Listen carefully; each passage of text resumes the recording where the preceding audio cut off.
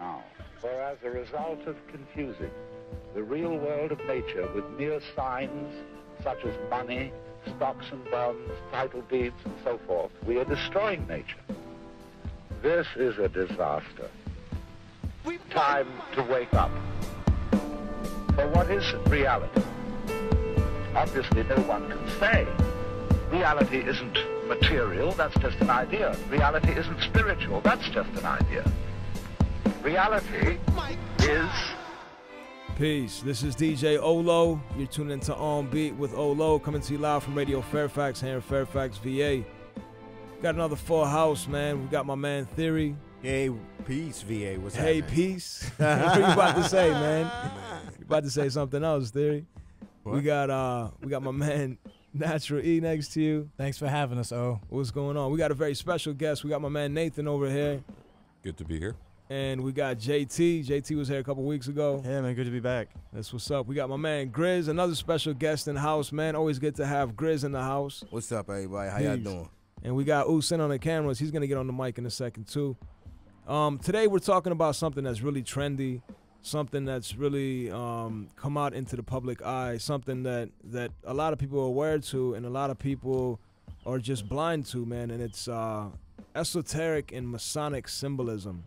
And that's why we have my man Nathan over here, because he's been doing a lot of studies, and he's been putting together some references and maybe like a little documentary. Can I call it a documentary? There will be one in the... Can you get up on the mic, man? We can't even hear you, man. There will be one in the semi-near future. Yeah, that's what's up, man. But you've been doing a lot of research into esoteric symbolism in D.C., right? Yes. So tell us, man, like for those who don't know, what does esoteric mean, and what is esoteric symbolism? Basically, it's things that are hidden in plain sight. It's there for anyone to see, but it's only somebody who's really initiated or, has basically done, for lack of a better word, done their homework, can really even begin to understand what these symbols might mean and, see the bigger picture of all of them in unison and what they represent. And an example would be, I know a lot of people have money in their pockets, and they see the, I don't know if it's called the floating eye or if it's called... That's the all-seeing eye. All-seeing eye, yeah. And that's one that everybody knows about. And I'm not saying everybody knows about it, but that's one that everybody talks about because it's on money, the pyramid, what else? Folding up the dollar to see the Twin Towers blow up. To see, yeah, stuff like that. There's all sorts The of stuff. spider, the little spider. I was just looking, the fantastic smartphone. So I was just looking around, and they mentioned the all-seeing eye. And they happened to mention, they said that a non-Mason designed that. A non-Mason? Yeah. Oh, okay. They said Ben Franklin was the only Mason involved with like designing it, but he submitted a design and they rejected it.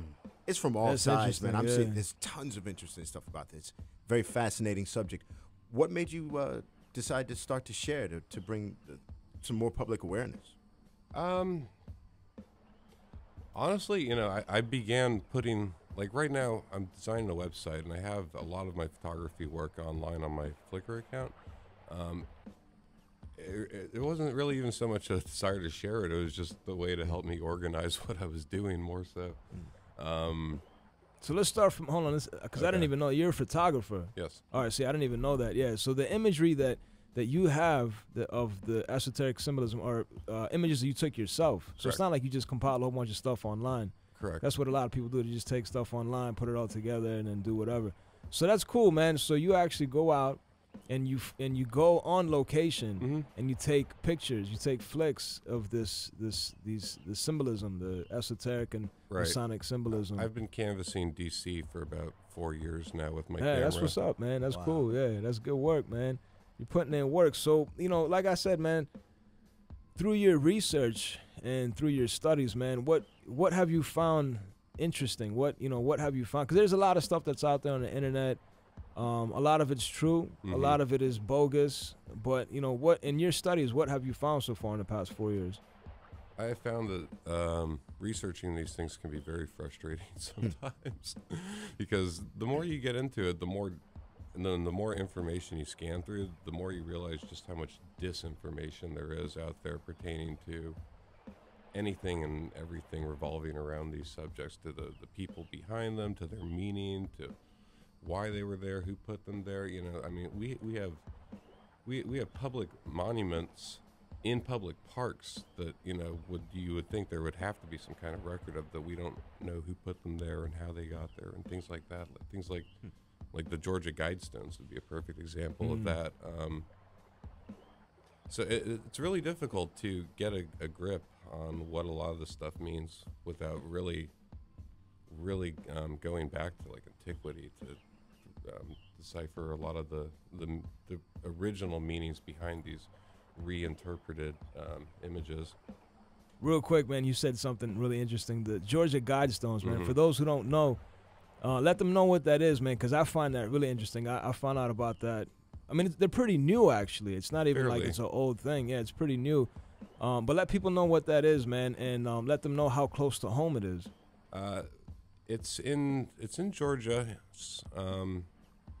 I forget what part of Georgia exactly. I haven't been there myself. It's referred to as one of several locations in America that are called the American Stonehenges. From what I've read, it's almost appeared overnight, you know, in this park. It's in a public park. It's on public property.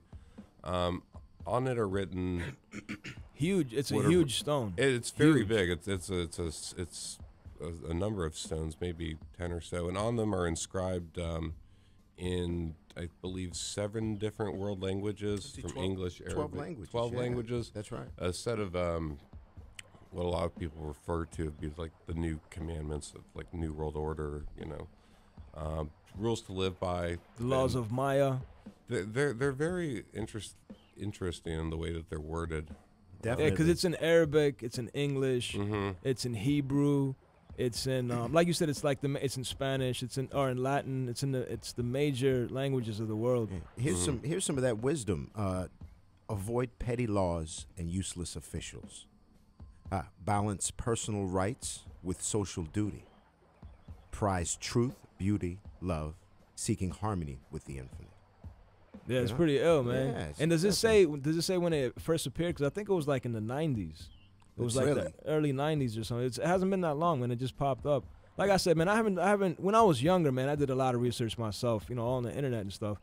I haven't done much research in the past 7 years, probably, man. Yeah, but I watch Ancient Aliens. Yeah, I I try to get my dosage when I can too, man.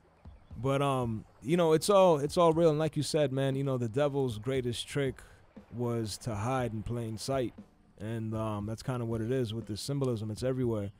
It's 5 massive slabs of polished granite, 16 feet tall, 4 of them weighing more than 20 tons apiece. Yeah, think about that. How is somebody gonna just, you know, appearing overnight without anybody knowing, without anybody having any trace? I mean, I don't know that it was literally overnight. But It does say that the monument is a mystery. Nobody knows exactly who commissioned it or why. And the only clues to its origin are on a nearby plaque on the grounds, which gives the dimensions and explains a series of intricate notches and holes that correspond to the movements of the sun and stars, hence like an American Stonehenge. Yeah. That plaque's very interesting, too. The plaque on the ground is very large. A lot of people think it's a time capsule. A lot of people, I've heard theories that it's there's some kind of doomsday device underneath it. The most commonly held one is it's the entrance to a fallout shelter for world elites. You know, okay. Should something really go down? That makes sense. Yeah, I mean, It's there's a lot of them around. People are becoming very aware of that site, though. It gets vandalized quite regularly now with, you know, F the New World Order and this and that, and F the Rothschilds and things like that. How many of these symbols that you run across tie into the New World Order? Well, wait, let's start from the beginning again. What is, for those who don't know, what is the NWO? Again, that's something that's very open to interpretation. As most people know it, Novus Ordo Seclorum, it appears on the back of our $1 bill, as people were saying. It was put there during the New Deal administration. Most people credit the president at the time, but the person most directly involved in putting it there was Henry Asgard Wallace, who was at the time Secretary of Agriculture. People might remember Wallace from, I think there's actually a book about him called The Guru Letters. He was a mystic in the administration who was very, very heavily rooted in the occult. He was the only cabinet member, the president said he was the only cabinet member who could devise like a full astrology, what's it called? Constellation.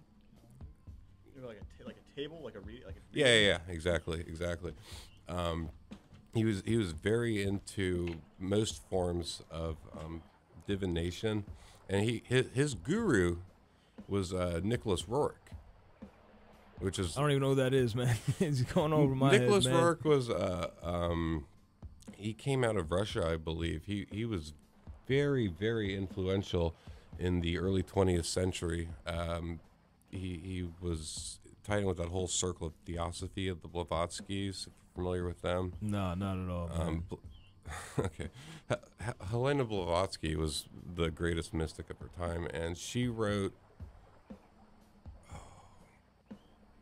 So right now you're speaking on mysticism. Secret Doctrine, thank you. When you say they were Paul's. mystics, they were Yes. mystics. You're speaking on mysticism, Mhm. and they practiced mysticism, which is and it's kind of like shamanism in a sense. Shamanism, usually in that time, a large Sufism. Yeah, theosophy is very heavily rooted in Sufism. Sufism, yeah. They were very into more what would be regarded as like parlor tricks today. Okay. In the greater sense, Helena Blavatsky wrote probably the most influential book on esotericism. You know, between anything Crowley wrote and now. And a lot of things. Manly P. Hall based a lot of his greatest works on her writings. But Roerich's an extremely influential character in the later half of the 20th century. People think there's a lot of research now that thinks that he was pulling the strings, like as high as to decision making in the White House.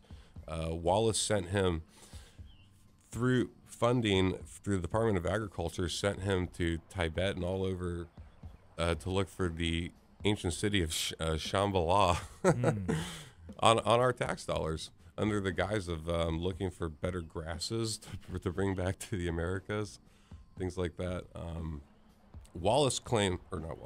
Roerich, and there's a building in Manhattan built in his honor called the Master Building, claimed to be in pursuit of something called he called it the Shermani stone.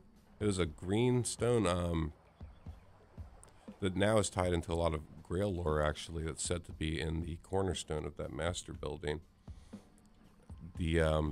Which is why he was so regarded in the Americas when he came with that stone. Like, all circles of mysticism and esotericism in the country, and really the greater world, kind of started to circle around him. He became a really central pillar, but there's a lot of, there's more unanswered questions than there are answered questions. Yeah, that's what it really comes Roerich. down to. Yeah, there's a lot of unanswered questions, and it just seems like everybody's doing a lot of research and looking for the answers, but it's like, are we really gonna find them? Like, I don't think they're meant to be found sometimes. You know what I mean? It's like They're meant to be hard to find, that's for sure. Yeah, hard to find, exactly. The more you research these things, the more spread out you get, as you can tell by my rambling. yeah.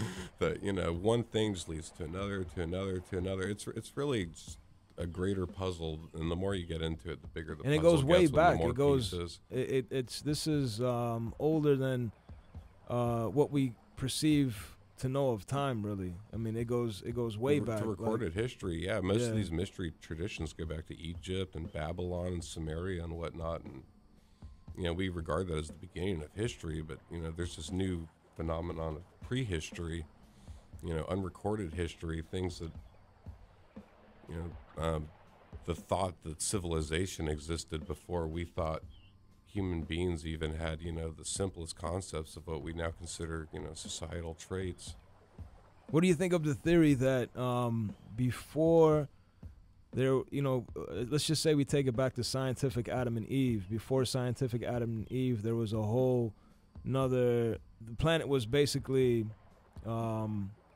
just the way it is today. It was inhabited by humans, and there was a whole another civilization, and this whole cycle that we're going through right now had already happened. Mm-hmm. And even on a biblical level, there's reference in the King James Bible 2 times before Adam and Eve and times before the flood. There's a mention of, I can't remember his name, but there's one of the kings mentioned in one of the first couple books of the Old Testament who is said to have been able to read tablets that survived from before the floods, and languages that were, unheard of. I can't remember what they were called, because they're obviously, they were dead languages 10, 20,000 years ago. Yeah. But so we do know that there, or we have mentioned at least in scripture and other literature, that there were hints at least of greater societies, I think E has a before question antiquity. for you, man. Yeah. Nathan, I'm really interested in like origins of lost civilizations, and there's this one guy, Graham Hancock, who I've been reading a lot into, and Robert Schoch, and the research they do, for example, on how old the Sphinx really is, and stuff like that. And it's really interesting how they talk about dates that go back like 12,500 years, like before the Ice Age, that there were civilizations, and that current Egyptologists are really guarding the information that they found and not willing to accept like evidence, and as if like they're trying to hide something, or they just don't want to admit that they're wrong, and that we're basically like a species with amnesia who forgot like our real roots.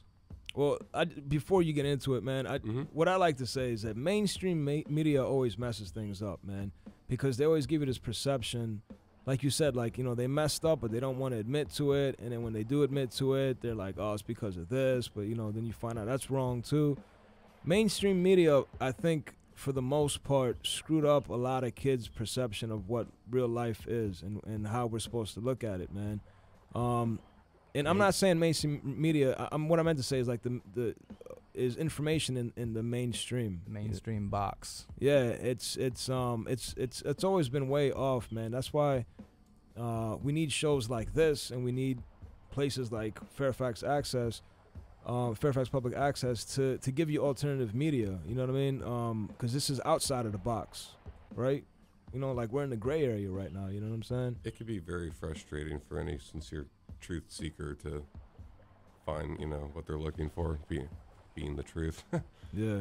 But the system's designed that way. It's designed to be confusing. It's designed to separate and divide people. It makes them easier to control. Exactly. Yep.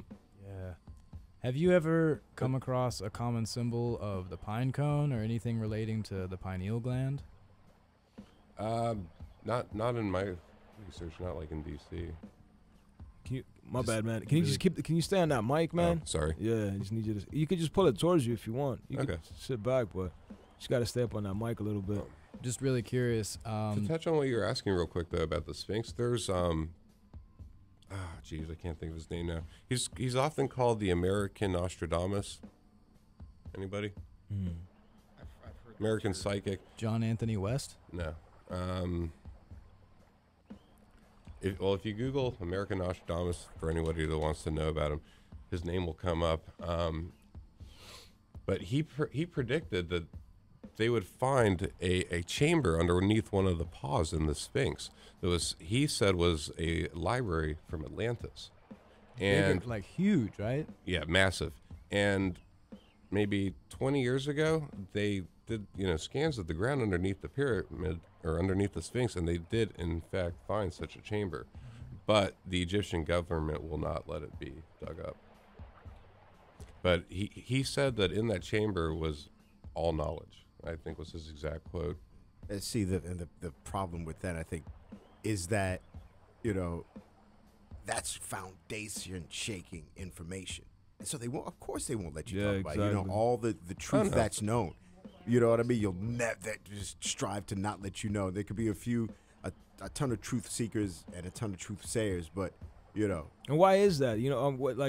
Because what I always hear is that if you give everybody the truth, then it's going to create chaos. I mean, is that true? I don't get Well, that, man. I think that maybe the great multitude needs to be led, needs to feel that one combining.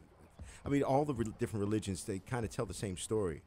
It all comes up to the same thing. When we pass, there's something better on the other side. You know what I'm saying? Maybe if that all falls apart. I mean, the first alien sighting confirmed shatters it all. Yeah. You know what I mean? When it's like, when it's on somebody's iPhone, they're like, look at, you see? Can you see here? Let me share this, and it's on Facebook. I mean, it's that close to home. When that happens, I mean, you could definitely look for some chaos, because religion just completely caves in. You know what I mean? For example, maybe the leaders of particular churches would just appear to just disappear. Not so much even disappear, just their power disappears. Yeah, well, that's what I'm saying. Just a bunch of rich old men. No, that's actually during World War II. After World War II, that's actually in Britain. Surrounding a lot of UFO sightings at the time. Documents that have recently, been declassified, been dug up by people from the archives. Even when the British government wasn't sure what they were looking at, wasn't sure, if these were UFOs, what they were, in talking about them, in these bureaucratic documents. I mean, they explicitly say, and this is back in the 40s, if this is real, we can't let people know it because it would undermine the authority of the church. Period. End sentence. That's right. And what's more powerful than the church? Nothing. But Nathan, I got a question for you. Talking about the American Nostradamus' revelation that was confirmed of a chamber under the Sphinx's paw. Edgar Casey was his name. Excellent.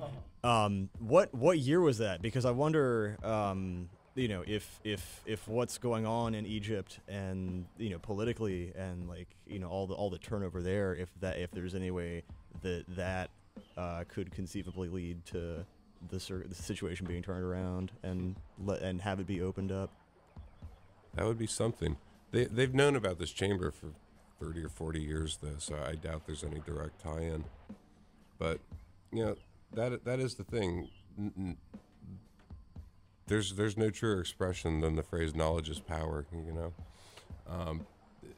If what's in that library is really there, it would absolutely turn the world upside down. People would lose their freaking minds. I mean, immediately. Look, I have we got a few more minutes before we go to into a PSA. So I'm gonna ask you a few questions, and we can all speak on them, man. I want U to get on this conversation as well.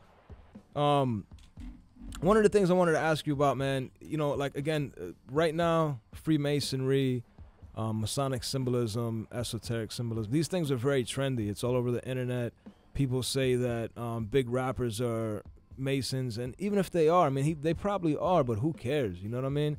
But like Jay-Z claims Masonic ties. Well, I didn't want to say any names, but that's what I'm saying. There's all this stuff out there. Yeah, I see that on the cover of like rap magazines about Illuminati and whatnot. Well, okay, perfect, because this is what I was going to get into. So what is the difference? Because a lot of people get this twisted. Me and E ran into somebody in California that had it all twisted. What's the difference between the Freemasons and Illuminati, for those who don't know? I hate to sound like a broken record, but again, that's largely up to your interpretation of these things. Officially, the Illuminati was disbanded, within 10 years of being formed, I think. Most people that believe in the Illuminati do not believe that.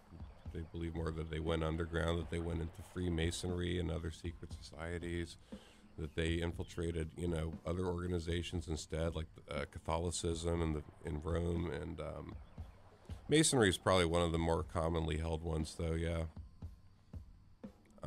I really don't know a lot about its tie-in into like rap and hip hop community. If anybody here does, please weigh in. Because what's the Illuminati or the Illuminated Order or some such, like as it was when it was first called that was it was in the 1700s, right? It was the early 1700s. That was Adam Weishaupt. Wasn't it? Late 1700s. Late 1700s? Yeah, it was Weishaupt. He himself was a Jesuit. And so like our new Pope. The Illuminati, when the Illuminati dispersed, and you said, they went into these different organizations, like the Freemasons, like the church, the Illuminati are considered, or the Illuminati means the enlightened ones. And so when people think of the Illuminati, I don't know if some people think that they're like aliens or something, but they're really just the global elite at the time. And today, I think people get the whole Freemasonry and, because Freemasonry in America is still relevant. There's still chapters set up. There's still lodges. There's Shriners. That's another part of the Freemasons. There's these different things. Mm-hmm. But everybody looks into the occult, and they just put the two together. They say, well, the Illuminati was an occult. They do share a lot of symbolism, so it's easy to make the tie-in. There are existing chapters and lodges of Masonry that do have the word Illuminism or enlightened or something to that extent in their official chartered lodge names and stuff. So there is hints to that, but Masonry draws from so many circles now as well. It's become a much more eclectic organization in their practices. But there are branches that do seem to hold them up high to some degree. That's what's up, man. It's a lot to take in.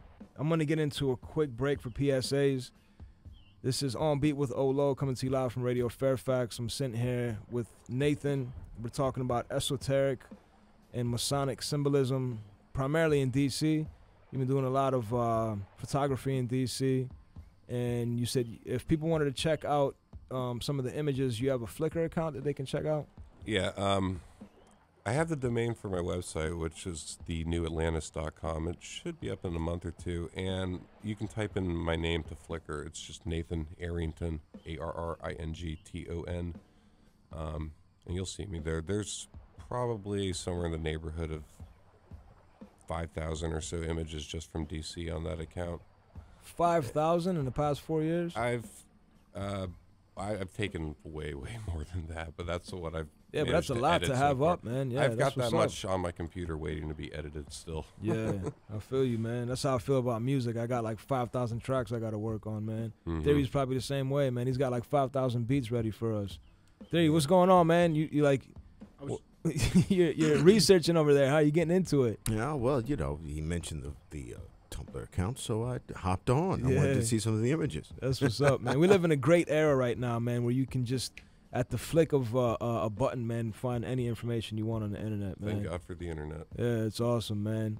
The internet's, that's our best weapon in bringing truth to the general public. It really is. And that's why. Internet, public access, things like that. Yeah, exactly, yeah.